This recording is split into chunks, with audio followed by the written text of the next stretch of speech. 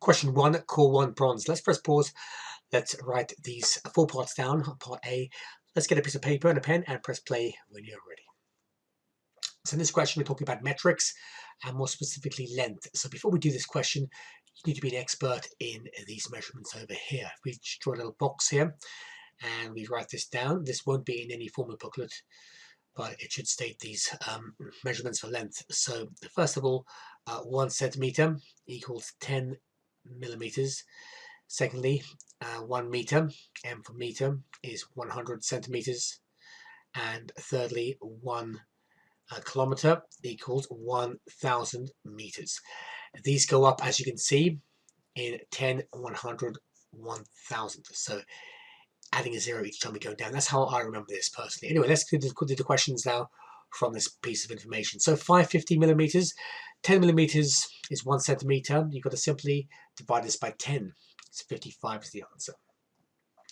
6,500 meters, how many kilometers is this? So they are 1,000 meters in 1 kilometer. So it must be 6.5.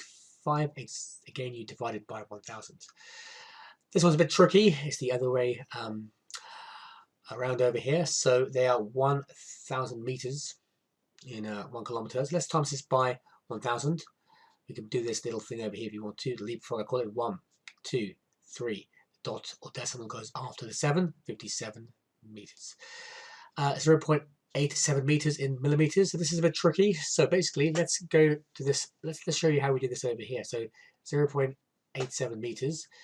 So let's go to centimeters because that's the middle guy in the middle. So they're 100 centimeters in 1 meter. So if we do this over here and multiply it by 100, we're going to get the leapfrog over here. Different color so you can see the leapfrog goes 1, 2. Decimals after the 7. So step by step, it's going to be 87 centimeters. Now, how many millimeters are in 1 centimeter? It's 10. So we're going to times this again by 10 because you want millimeters, remember. And if you do again, you times this number by 10. 87 times 10. One more over here. We can add a 0 if you want to. The answer would be 870 millimeters. Okay, so it's a 3-step process. You can't just go from 1 to the meters to millimeters in one go. You can if you want to, but on the safer side, always introduce the middle guy, which is the centimeters over here, to do it step by step, because in this way, you're going to make sure you're going to get it right. So 870 is the answer for millimeters. Question 2, core 2 bronze. Let's press pause. Let's write this question down. Press play when you are ready. So this is all about approximation, and we're going to talk to you about 2 different types, significant figures and decimal places. So write 3549 to 1 significant figure. So significant means important. So what we're doing is looking at the most important or significant figure over here. And the number after the 1, after the significant figure, is the decider. Okay, now the decider is 5 or higher. The number before will shift up to a number higher, i.e. 4. If that number, the decider, is less than 5, it simply stays the same, i.e. 3. So in this case, it's 5, the decider, so that 3 will go up to 4. All right, so it's 4,000. We fill in the zeros to fill in how many digits there are in the number itself. Part 2, so we have now 2 significant figures, same thing, but we have a decider as the 4 over here, okay, because the first 2 numbers are the significant or important numbers. Because 4 is less than 5, it stays the same. This 5 stays the same. This 3 has nothing to do with it, basically. It's still the same whenever it happens. So 500. Part B, let's do decimal places. So 7.853 to 1 decimal place. So basically let's look at the number after the decimal over here, okay, because it's 1 decimal place. If the number after, which is 5 over here, is 5 or higher, it simply shifts up to 9. If it was below 5, it would be stay the same. Similar concept to the one above, okay? Because it's 5, this 8 now, 8 before that will go to a 9. So 7.9, that's the answer. Same thing with this, the decider is going to be 3 over here. So that 3 is going to be less than 5, so that 5 stays the same. That'll be 7.85. Notice 2 decimal places always has 2 numbers after the decimal over here, and 1 decimal place is 1 number after the decimal over here. Okay, this one over here, estimate this thing over here. Now, estimate means this thing. Estimate means to round off to one significant figure always. Let's round off each one to one significant figure in turn. 24.3 to one sig fig, let's call it sig fig for short, is 20. 55 to one sig fig is 60. The whole thing is over. Now, if it starts with a 0 before it, or proceeding with zeros, should we say, we just basically ignore the zeros. We look at 25. 25 to one sig fig is simply 30. Do we add the zeros back again in the context of the question? 0.030 or 0.03 is even better. Okay, so we're rounding off each one to one significant figure in turn. There were three of them. We round off this one, and this one. Make sure you understand how to round off when we proceed with zeros. We simply do the question now. So 20 times 60 in our heads, 1200 over 0.03. Now what's wrong with this? Okay, there's a decimal over here. We can't have a decimal in a fraction, so we've got to multiply the bottom bit by something to make the whole number. We times it by 100. Whatever we do to the bottom times with the top, 100 as well. Let's do this now, okay? But basic maths, 1200 times 100 would be, well, it would be this. There's two zeros after, 120,000 over 3. That looks much better with the bus stop method, or 120,000 divided by 3, 40,000. That will be a final answer for this one over here. Question 3, core 3 bronze. Let's press pause. Let's write these parts down, part 1 and part 2, on a piece of paper. Let's press play when you have finished this. So this question is all about fractions, and in particular we're dealing with these fractions called mixed fractions. A very popular question. Okay, so let's convert each one to a top-heavy or improper fraction, respectively, before we can do this. Okay, so what we'll do is this. So let's write this again: 1 3/4 add 2 1/2. So to do this, let's convert the first one, 1 3/4, into a top-heavy fraction. So we do 1 times 4, add the 3 over 4, which is basically 7 over 4. Same thing with 2 1/2. We do 2 times 2, add the 1, and that over your 2 over here. So in this case, it's going to be 5 over 2. Once you've got this, let's do a little technique here and make a common denominator. I'm going to times this one by 2 over here, and this by 2 as well, because our common denominator is 4. We'll make one big common denominator over here of 4. This will be 7, and this will be 10 over here. Therefore, 17 over 4. And we can convert this top heavy back into a mixed fraction. How many 4s are in 17? How many whole 4s? It'll be 4, because it goes up to 16. Remainder 1, and over 4. That 4 is from this 4 over here. So 4 1/4 is the answer. Let's do part 2. Same thing. Let's convert each one respectively into a top-heavy fraction. So 4 times 2 is 8. 8 plus 1 is 9. 9 over 4 divided by 2 times 3 is 6. 6 add 1 is 7. 7 over 2. Now divide means you flip the second fraction over. So the 7 over 2 will become 2 over 7. And when you do that, you flip this divide sign into a multiplication. So 9 over 4 times 2 over 7. Now when you have multiplying fractions, what do? We do top times top and bottom times bottom. 9 times 2, this is quite simple. This will be 18 over 28. So this is a proper fraction. We can break it down if you want to. 9 over 14. And that's your final answer for this question 3 over here. Question 4, core 4 bronze. Press pause. Let's write this question down on basic numbers. Press play when you've answered all 4 parts. So this question is all about different types of numbers, and more specifically from a certain set. From the set over here in yellow, write down all the prime numbers. So prime numbers are numbers that can't be divided by anything except for 1 or itself. So basically they have no factors, nothing divides into it. So all the prime numbers, 3, 7, we're going to go through the whole list and just look at all the prime numbers, numbers that basically have no factors, nothing goes or divides into it. We keep going along. 29 is the next one. Okay, so these are the only 3 prime numbers on this list. Part 2, the square numbers. So square numbers over here, we've got 4. We've got, let's go through the whole list. We've got 25, just 2 numbers. We've got 4 because 2 squared is 4. 25 because 5 squared is 25. Cube numbers. So cube numbers basically are something times by 3 times itself will give you that number. So 8 is a cube number because 2 times 2 times 2 is 8. We have 27 because 3 times 3 times 3 is 27. I'll write these down over here. In fact, 2 squared is 4. 5 squared is 25. Okay, because so the answer are square numbers. And then the same thing over here. 2 cubed is 2 times 2 times 2, which is 8. Yeah, that's what we got. And 3 cubed is 27, because 3 times 3 times 3 is 27. Multiples of 4, so this is quite easy actually. All the multiples of 4. This basically means when I see multiples, I think of multiplication tables. So 4 is there, 8, 12, 20, and that is it. So make sure you have these answers down. This is how you attempt this question over here. Quite simple, but it's making sure you understand all the different types of numbers. Question 5, core 5 bronze, basic numbers. Press pause. Let's write this question down. Press play when you have done the GCF of these 3 numbers. So this question, it can be called HCF or the GCF. And the 3 numbers over here, 18, 48, and 66. So let's find the product of prime factors of each one of them first of all, okay, like this. So what 2 numbers multiply to get 18? It doesn't matter what numbers you pick, you'll get the same numbers at the end. These are all prime factors circled at the end, okay? So 18 is a combination basically of 2, I'll put 2 to the power of 1, times 3 squared over here. This is 18. Okay, the next one over here, 48, same concept.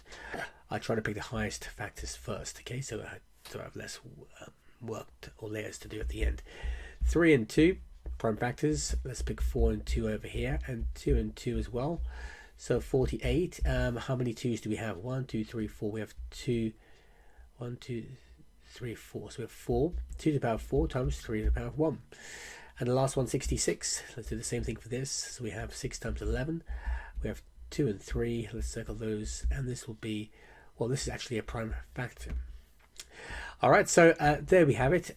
We have our 3 numbers over here. So how do we find the GCF of this? Okay, so when we have 3 numbers, well, there are 2 ways of doing the GCF. There's Venn diagrams, and then this other method called the index method, okay? Now, with the 3 numbers, we're going to be using the index method because we can't really use a Venn diagram on 3. We could, but it'd be harder, okay? So 3 numbers use this index method over here. This is 2 times 3 times 11. So we write each one out like this, okay, using the powers. And we're going to make sure each one has a same base, meaning the big number over here. So I want to just put times 11 to the power of 0 over here, because anything to the power of 0 is obviously 1. So that gives us 2, 3, and 11, our big bases we're playing with over here. So these are the 2's. Okay, we have the same. These are the 3's over here in this color, and then the 11's are over here. You don't have to do this, but I'm going to show you why this is really important to get the same bases on each one of them. Now the GCF is simply this. You look at each of the bases and you pick the lowest power on each one, okay? The lowest power. So what's the lowest? Is it 2 to the power of 1, 2, 4, or 2, 1 over here? It's simply going to be 2, 1. Okay, people think it's the highest one because it's the highest common factor, or GCF, but it's the lowest one, okay? So pick the lowest powers. Now on 3, we have 3 squared. We have 3, 1, and 3, 1 again. It'll be 3 again. 11 is 11, 0, 11, 0, 11, 1. It'll be 11, 0 over here. Okay, so you just multiply these 3 numbers over here. These are just picked from these ones above. This is the same color coordination everywhere over here. Excuse me, that's that. Okay, so if we do this, 2 times 3, 11 to the power of 0 is simply 1. I just did that to give it a formal structure. 2 times 3 is 6. That's your final answer. Okay, so 2 times 3 is 6 is the GCF of this, or the highest common factor, you can call it as well. The LCM, by the way, would be the other way around, would be the highest power of each one. But we won't do that yet, but they could ask you easily the LCM for this question. That's the next one over here we have for this. Question 6, core 6 bronze, basic numbers. Press pause. Let's find the LCM, lowest common multiple is 3 numbers. Press play when you have finished. So now we're dealing with the LCM opposed to the GCF. There are 2 different ways of doing it. And let's again use the index method as well, because there are 3 numbers on here. So again, we're going to do the prime numbers of these ones. We'll pick 6 and 3. We'll pick 2 and 3. Okay, these are the prime factors. So 18 is basically 2 to the power of 1 times 3 squared. Let's do 30 as well over here. So 5 and 6, prime factor, 2 and 3 again. So we have 30 equals 2 times 3 times 5. And again, 45, we'll do 5 times 9. 5 is a prime factor, 3 and 3. So we have 45 equals 3 squared times 5. That's about 1. Okay, let's make them all the same bases. This would be 5 to the power 0 to give it a structure. And you can put 2 to the power 0 there if you want to as well, to give the structure as well. So we have the 3 different color codes over here. We have all the yellows, let's say, for the 2s. We have all the greens for the bases of 3s. And then we have the browns are going to be all the bases of 5 over here. Okay, now you've guessed it, the LCM EPAC is the highest power on each of these respective bases. So what's the highest power? Is it 2-1, 2-1 or 2-0? On the yellow ones, it'll be 2-1. What's the highest power? This is the LCM, by the way. The highest power on the bases of 3. Is it 3 squared, 3-1 or 3-2? It'll be 3-2. What's the highest power? 5-0, 5-1 or 5-1? It'll be 5-1. If you multiply them together, 2 times 9 times 5, we're going to get an answer of 90. So 90 is the lowest common multiple. It's the highest powers in each of the respective bases, basically. The index method over here. Question 7, course 7 bronze. Let's press pause. Write this question down. Press play when you are ready. So bus A, B, and C leave a bus depot at 8 a.m. Okay, so bus A stops every 12 minutes, bus B stops every 15 minutes, and bus C every 20 minutes. Okay, so that's how often they stop on their particular journey and every stop on that specific journey. Now, when is the next time that they will all meet together? Okay, this keyword is meet together, which means synonymous. Okay, like 3 buses in a row. You probably have seen that. If you have seen that, this question is about that. Okay, so this is basically the LCM. We're talking about the lowest common multiple. It's written in the context of this. Perhaps we can write down 3 columns over here. The maximum is 3 different, let's say, subjects they'll use. In this case, A, B, and C being the subjects. So let's write at least 7 multiples of each of these categories, starting with A. So A, 12, 24, 36. You don't have to write 7. It depends. Maybe even 5 is better, depending on your time. B, 15, okay, 30, 45, 60, 75, 90, 105. Okay, and C, multiples of 20, 20, 40, 60, 80, 100, 120, 140. Lowest common multiple simply means the number which appears. Okay, it's a multiple which is shared with all 3 categories, which is the lowest. Okay, which comes up the first, basically. So we look at this, we can see, we just have to look at it and see it basically. Which number? Okay, it'll be 60. You see, because 60 appears the first common number in all of them, A, B, and C. So 60 minutes, or basically after 1 hour, they will all meet together in one go, which is not really good, in fact. But let's see, it's not really spaced out, the journey. But anyway, let's have a look at this. So basically, if it leaves at 8 a.m., what are we going to be doing? They'll arrive at 9 a.m. because 8 a.m., okay, we're going to put 1 hour to that, or 60 minutes, whatever you want to call it. 60 minutes is 1 hour. I'll put 60 minutes over here. This will give you 9 a.m. And that's the answer to the question. But the LCM is the key thing. Make note of this structure in this word context over here. Question 8, core 8 silver. Press pause. Let's write this question down. Press play when you have finished. So this question is all about standard form. And there are 2 parts to it originally. So if P equals 4.2 times 10 to the power 5, and let's say Q equals 2.5 times 10 to the power 2, find first of all P times Q. So on the calculator, what we do is this. So we multiply the numbers in front. So 4.2 times 2.5. The way we do this is use 2 whole numbers to represent this. So we're going to do 42 times 25, and we'll write 1 dp over here and 1 dp, and take it back 2 dp at the end. 2 times 5 is 10. 4 times 5 is 20, plus the 1, 21. We always add a 0 over here. Let's look at the 2 now over here. So 2 times 2 is 4, and 4 times 2 is 8. We add them together, 0, 5. Okay, so it's that number. Let's take it back 2 decimal places. Why 2 decimals? Because 1 plus 1 is 2. Take it back 2 in the leapfrog, 1, 2. The answer is 10 10.50 or 10.5.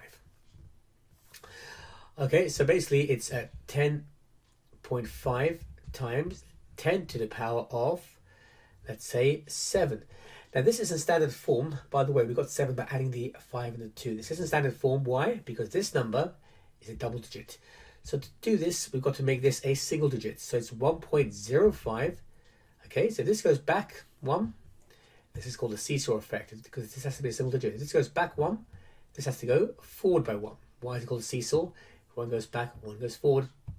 Okay, the opposites to each other, times 10 to the power of 8. So that would be your answer for part 1. Okay, so P minus Q. This is slightly different. We can't use the technique above, but it's a different technique. So literally, the only way to deal with the plus and the minus is to literally add them, or take away in this case, each other. So we have this 4, 2, 0, 0, 0, 0. That's P. Take away 250, which is basically Q over here. We simply take them away from each other. 0 take away 0 is 0. 0 take away 5 we can't do, so we're going to add, borrow from here and here, because we can't, it's like a domino effect. Okay, this comes to 1. 10 take away 5 is 5. 9 take away 2 is 7. This would be a 9. This would be 1. And this would be 4. So the answer is 419,750. Okay, you could write this in standard form. I'll leave it as an odd number over here. In standard form, this would be the 4.1975 times 10 to the power of. So how do we get to the end? We go 1, 2, 3, 4, 5. Therefore, 10 to the power of 5. All right, let's have a look at part B over here. So part B, we've got this. P equals 2.1 times 10 to the power of 7. And Q equals 3 times 10 to the power of 3. So how do we deal with this? Let's do something over here. We're going to basically do this. Now, if it's divide, P divided by Q, we're going to divide them. So it'll be 2.1 divided by 3. So 2.1 divided by 3 is 0.7. Okay, now this is a little trick over here. The times 10 to the power of 7 and 10 to the power of 3, we're going to take them away because we treat them like indices, if you think about it. Okay, so it'll be this times 10 to the power of 4. Now this is in standard form because this number here is not a single digit above 1. It's got to be between 1 and 9.9 recurring. So it'll be 7 times, this is called the seesaw effect. If this goes to the right one, this goes to the left one over here. So the final answer is 7 times 10 to the power of 3. So that's your final answer for this one over here.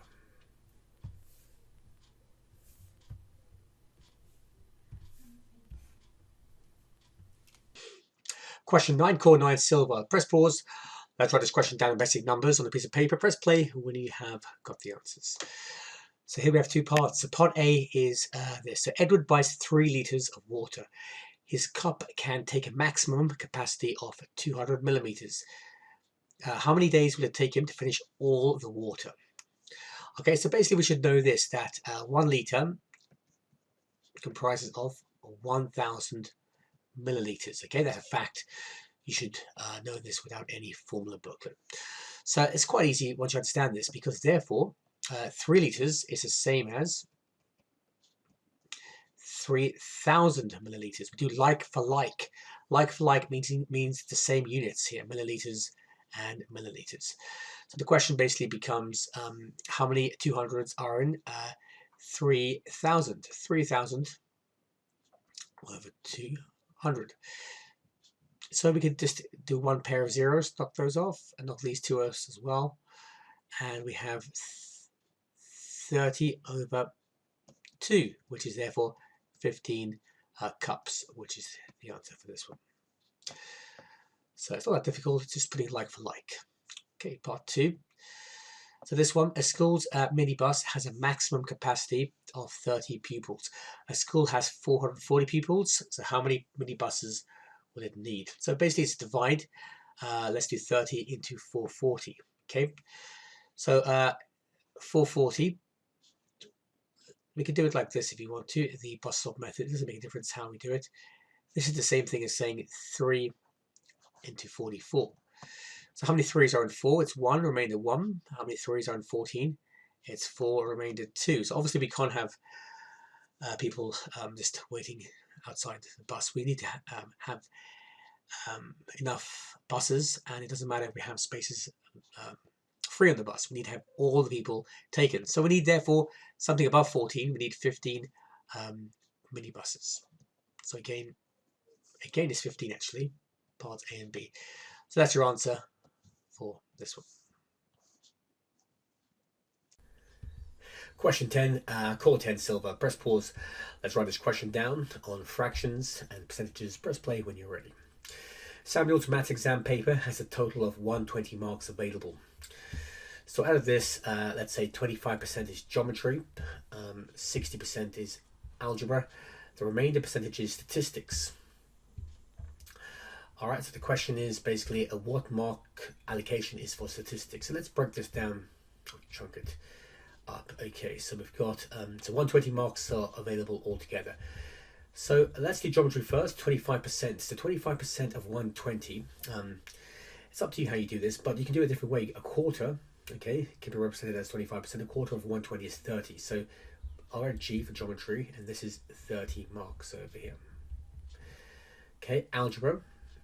So algebra is 60%. So let's find 10% first. 10% would be 12. 12 times 6 is 72. So this would be 72 marks. Okay, the way I did that was to the 10% rule. I did 10% was 12. I took the decimal back one, okay, and times it by 6.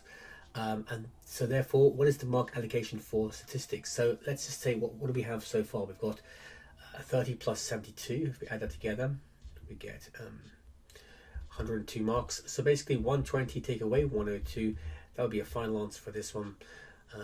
It'll be basically 18, the answer. Okay, so the different ways of doing it, but 18 marks would be the final answer for this question over here.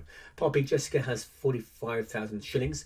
She spends 2/5 on rent and 1/3 in travel. How much does she have left? Typical question. So rent, let's have a look. Capital R for rent. Rent would be 2/5. Now to do this, this is you can do it like this: so 2/5 of 45,000. Now with this, when you see the word off, the bottom number always comes first, and this is divide, and then the second one will always be times on top. So first is divide, the denominator. Second is times the numerator.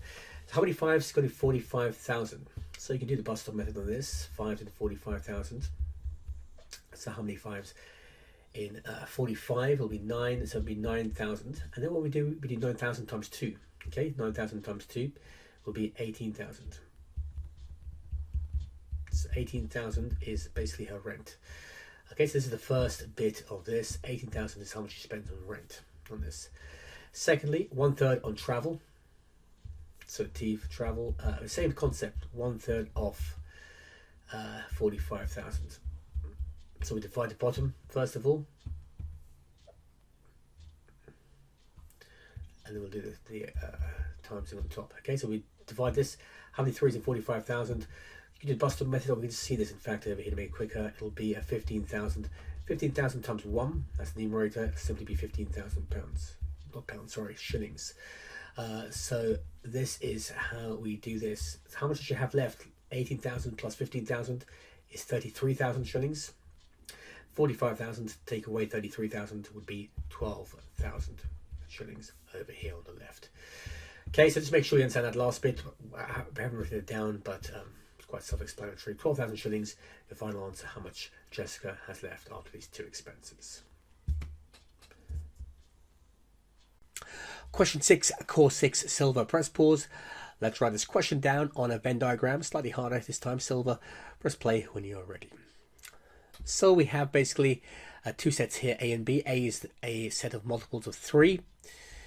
And then B are even numbers over here. So these are multiples of 3. These are even numbers, let's see, over here. The entire set is 1 to 12. So let's first of all complete the Venn diagram like it says. Let's go through each of these numbers in turn. Okay, 1, 2, 3, 4, 5, 6, 7, 8, 9, 10, 11, 12. So 1, where would that be? 1 would be outside. 2 would be over here. Even number. Now I'll just write them all down to make it quicker. Okay, but you can cross-reference these yourself. Obviously, in your own time. The middle one, remember, has both an even and a multiple. Okay.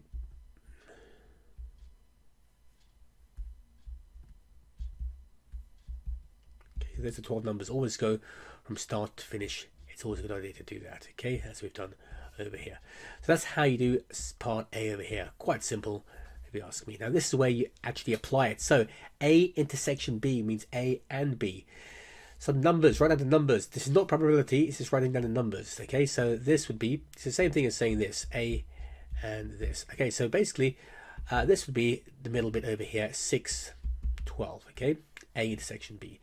This next one, A or B, so A union B. Basically, you just write down all the numbers in the two circles, including the middle one intersection as well. So 3, 9, 6, 12, 2, 4, 8, and 10. Okay, this is what numbers are not in A over here. So not in A. This would be anything but A. Okay, so 2, 4, 8, 10, 7, 11, 1, and 5.